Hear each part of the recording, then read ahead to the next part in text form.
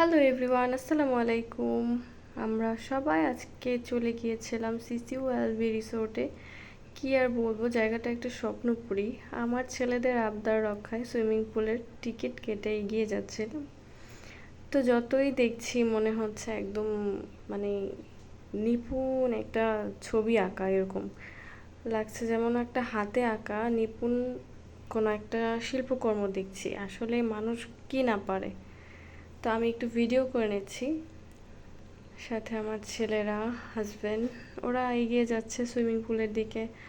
এখানে অবশ্য আসা সুইমিং পুলের জন্যই। পরিবেশটা আসলেই সুন্দর, মানে আমি যত বলবো আসলে তার চেয়েও অনেক বেশি সুন্দর। ওরা সুইমিং পুলে নামার আগে একটু ছবি তুলে নিলাম। এই তো নেমে গেছে আমার সৈন্যরা পানিতে। এরকম পানি যদি বাসায় ধরতে দিতাম তাহলে তো ওদের ঈদ লাগতো প্রতিদিনই।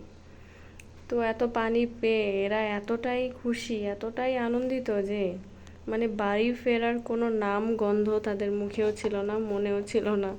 এই অবস্থা আর কি। ইশরাক বেবি অনেক এনজয় করেছে।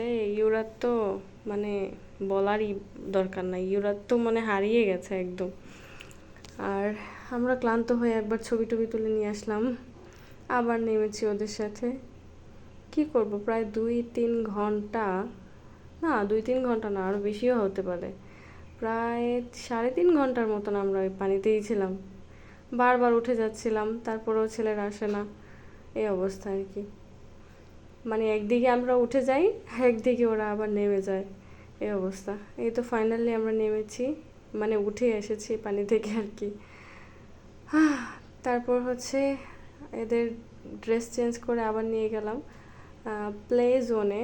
এখানে হচ্ছে বাচ্চাদের খেলার একটা খুবই সুন্দর জায়গা করেছে ওরা। মানে কি নেই এখানে, এখানে খেলা করে আবার তারা ঘেমে একাকার হয়ে গেছে। তারপর অনেক ক্ষুধা লেগে গেছে, ওরা ফ্রেঞ্চ ফ্রাই খাবে, ওদের জন্য ফ্রেঞ্চ ফ্রাই অর্ডার করলাম। আমরা হচ্ছে দুজনে দুইটা ফ্রাইড রাইস আর চিকেন নিয়েছি। এটা হচ্ছে ইউরোতের জন্য, এটা হচ্ছে স্পাইসি।